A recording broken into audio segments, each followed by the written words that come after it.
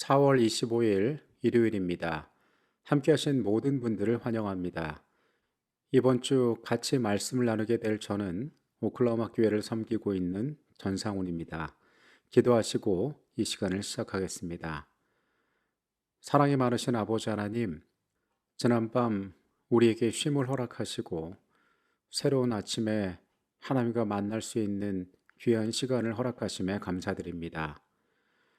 아버지 하나님, 이번 한 주간 우리가 말씀을 열 때에 말씀 가운데에서 아름다운 그리스도의 흔적을 발견하게 하시고 또 그 가운데에서 삶이 깨닫고 배워야 할 중요한 교훈들을 찾아갈 수 있도록 주님 인도하시고 역사하여 주시옵소서. 하나님, 부족한 우리의 삶이 어디로 향하는지 모를 때가 많이 있습니다. 말씀이 우리의 안내자가 되어 주셔서 삶의 올바른 길들을 우리 앞에 보여주시고 또한 알게 하여 주시옵소서. 성령께서 우리 모임 가운데 함께 하셔서 거룩한 것들로 우리에게 보여주시고 우리의 심령에 채워주시옵소서. 예수 그리스도의 이름으로 기도합니다. 아멘. 상대방을 공격하기 위한 용도가 아니라 자신을 보호하기 위한 용도에서 만들어진 방패는 인류의 전쟁의 역사만큼이나 오래된 물건입니다. 개인의 신체 크기와 또 여러 가지 조건들을 맞추어서 제작해야 하는 갑옷보다도 훨씬 빨리 그리고 저렴한 비용으로 만들 수 있었기 때문에 모든 세계에서 널리 사용되었습니다. 단단한 나무판에 손잡이만 달 수 있으면 바로 사용할 수 있기 때문에 이의 효용성은 매우 큰 것이었습니다. 상대가 날린 화살이나 그리고 칼을 방어하는 데 있어서 방패는 대단히 효과적인 도구였고 방패를 장비했을 경우 군인들은 전장에서 훨씬 능동적이고 적극적인 전투가 가능해졌습니다. 방패의 전면부에 어떠한 상징이나 또한 무서운 그림을 그려 넣어서 적에게 위압감을 주기도 하였고 특이한 모양의 금속 조각을 방패에 부착할 경우에는 방패는 방어뿐 아니라 공격을 위한 도구로도 사용되었습니다. 고대 역사 가운데에 방패는 시대를 제패한 전술의 중심으로 활용되기도 했는데 고대 그리스의 팔랑스크나 또 고대 로마 군단의 테스트도 같은 전술은 역사에 기록될 만큼의 전장에서의 매우 유명한 전술들이었습니다. 많은 군대가 방패로 방어막을 형성하고 단단하게 밀집한 형태로 상대방의 진을 향하여 전진하고 전쟁을 수행하는 전술이었습니다. 방패가 역사 가운데 전쟁터에서 점차적으로 사라지게 된 것은 머스켓이라 불리는 소총이 칼을 대신하게 된 이후였습니다. 오늘날의 방패는 거의 전쟁터에서는 자취를 감추었지만은 제한적으로 특수한 목적들을 위하여 아직도 사용되는 경우도 있다라고 합니다. 사람의 마음은 언제나 안전을 갈구합니다. 오늘을 살아가는 그리고 다가올 내일에 대한 염려와 불안 가운데 삶에 대한 안전을 좀처럼 느끼지 못하기 때문에 그렇습니다. 우리는 하나님의 말씀인 창세기 15장에서 아브라함이 불안 가운데 있는 모습을 봅니다.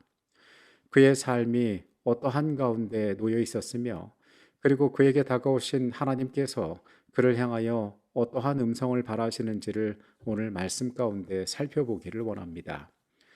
오늘의 주제는 나는 내 방패요입니다. 창세기 15장 1절부터 3절까지 있는 말씀입니다. 이후에 여호와의 말씀이 환상 중에 아브라함에게 임하여 이르시되 아브라함아 두려워하지 말라 나는 내 방패요 너의 지극히 큰 상급이니라. 아브라함 이르되 주 여호와여 무엇을 내게 주시려 하나이까 나는 자식이 없사오니 나의 상속자는 이 다메섹 사람 엘리에셀이니이다.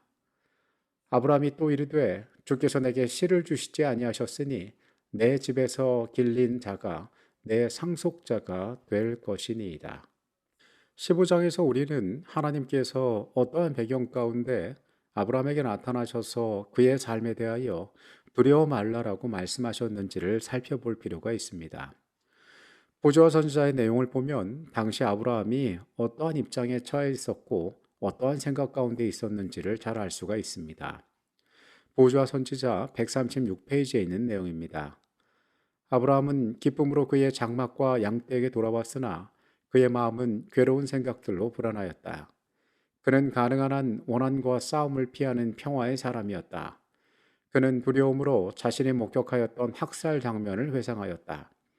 그가 쳐부순 군대들이 속하였던 민족들은 틀림없이 또다시 가나안을 침략하고자 할 것이며 자신을 그들의 복수의 특별 목표로 삼고자 할 것이었다. 그와 같은 민족 간의 전쟁에 휩쓸림으로 그의 평온한 생활은 깨어질 것이었다. 더욱이 그는 가나안 점령을 시작하지도 않았으며 지금은 그 예언의 약속이 성취될 후사를 바랄 수도 없었다. 앞선 창세기 14장에서 아브라함은 그의 조카 롯이 소돔에 거주하다가 이방의 침입으로 말미암아 그의 재산과 가족들이 함께 잡혀갔던 상황에서 조카를 구원하기 위하여 자신들의 사명을 이끌고 전쟁에 뛰어듭니다. 다행히 전쟁의 결과는 성공적이어서 그는 조카의 가족을 구하고 그리고 그 모든 재산을 되찾고 또 자신이 얻은 것을 스스로에게 돌리지 않고 그것을 멜기세덱을 통하여 하나님께 드리는 장면이 나옵니다. 외적으로 볼 때에 그것은 기쁘고 감사한 일이었지만은 이 전쟁을 수행하던 가운데 아브라함은 여러 경험과 생각 가운데 빠지게 됩니다. 전쟁의 장면들을 통하여 사륙을 경험합니다.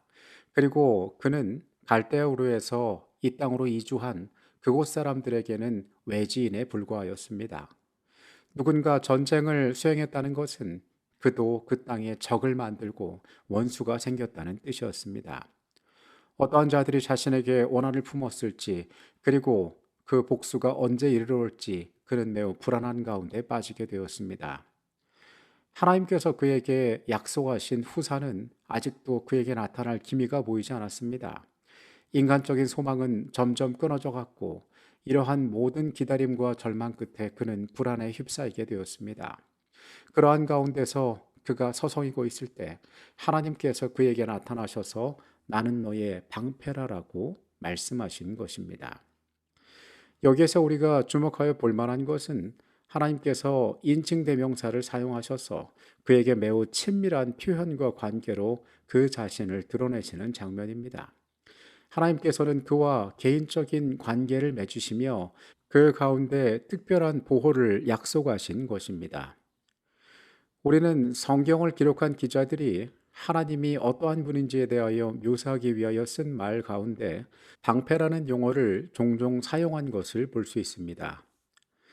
그러나 하나님께서 스스로 그 자신을 방패라고 묘사하신 것은 성경의 이곳에 밖에 기록되어 있지 않습니다.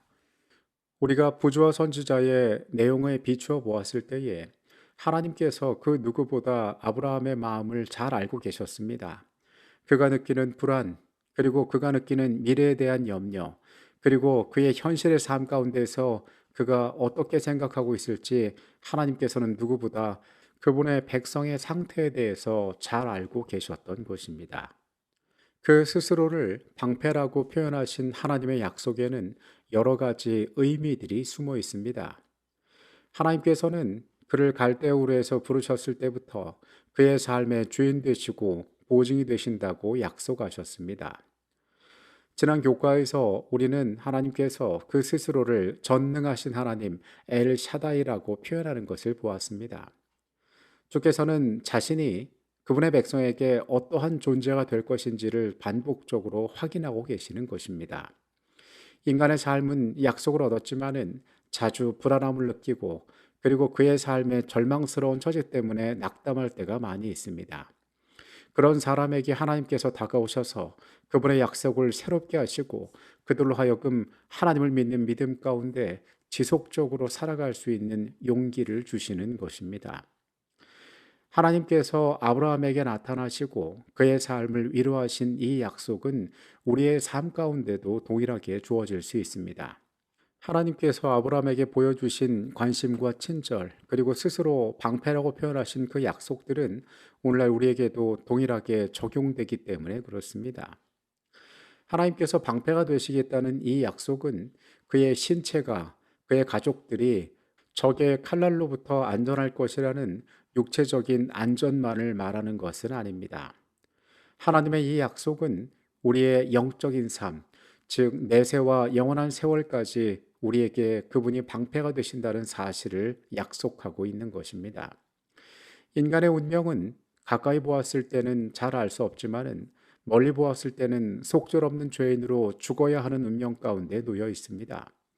그런데 그 하나님께서 그런 우리의 운명을 가로막고 그런 죽음의 저주 가운데 우리를 막아서서 우리의 방패가 되시겠다고 약속하시는 것입니다.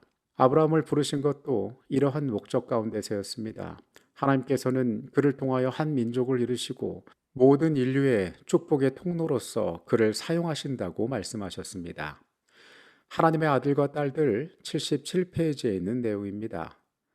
그리스도께서는 우리에 대해 가벼운 관심이 아니라 자식에 대한 어미의 애착보다 더 강한 관심을 가지신다. 우리의 구주께서는 인간의 고통과 슬픔, 모욕과 멸시, 학대와 조롱, 거절과 죽음을 당하심으로 우리를 사셨다. 하나님께서는 당신의 떨고 있는 자녀를 지켜보신다. 그분은 당신의 보호 아래 우리를 지켜주실 것이다. 우리의 인간적인 약점 때문에 하늘 아버지께로 나아가는 길이 차단되지는 않는다. 왜냐하면 그리스도께서는 죽으심으로써 우리의 중보가 되셨기 때문이다. 예수 그리스도의 구속은 인류를 죄의 공격으로부터 방어하기 위한 충분하고도 유일한 방책이 되었습니다. 고린도전서 10장 13절의 말씀입니다.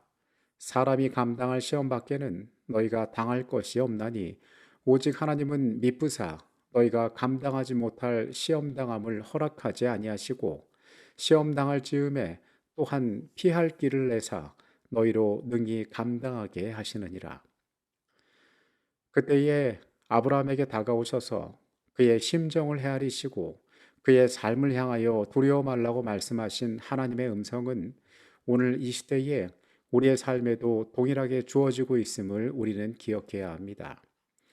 하나님께서 그분의 백성들의 형편을 아십니다.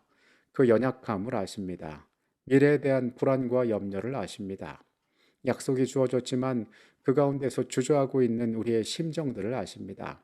그리고 그 스스로가 방패요 상급이라고 말씀하셨던 그 하나님의 음성이 오늘 우리에게도 동일하게 주어지고 있음을 우리는 기억할 필요가 있습니다.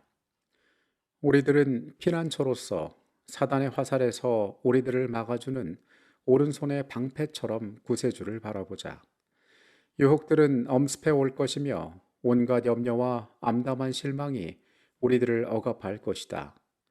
마음과 육신이 실패하려 할 때에 누가 우리들을 영원하신 팔로 껴안아 줄 것인가? 아, 그렇게 하신 분은 오직 예수님밖에 없지 않은가? 그 어느 때보다도 불안한 현실과 미래가 우리의 삶을 부르고 있는 시대에 살고 있습니다. 여러분, 오늘은 어떤 것들을 염려하고 또 내일의 무엇 때문에 우리의 삶에 불안함을 느끼고 계십니까? 아브라함의 형편도 크게 다르지 않았습니다. 그러나 하나님께서는 그분의 백성들의 마음의 상태를 아시고 그들에게 다가와서 그분이 어떠한 보증이 되시는지를 말씀해 주셨습니다. 오늘 우리의 생애 가운데에도 마찬가지입니다. 하나님께서는 우리의 삶의 실제적인 필요뿐 아니라 영원한 세월을 통하여 우리의 삶이 느끼는 불안과 염려 가운데에도 해결이 되신다는 것을 우리는 기억할 필요가 있습니다. 그 하나님께서 함께 하시는 그리고 그 하나님께서 같이 계시겠다고 약속하시는 그 위로 가운데 우리의 삶이 새롭게 되는 경험이 있게 되기를 간절히 바라겠습니다. 하나님께서 각자의 삶에 함께 하시고 이 하루도 동행하시기를 간절히 바라겠습니다. 다 같이 기도하시겠습니다.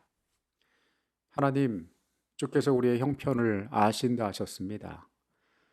사람보다 먼저 찾아오셔서 두려워 말라고 말씀하시고 내가 너의 방패가 되어주겠다라고 말씀하셨습니다.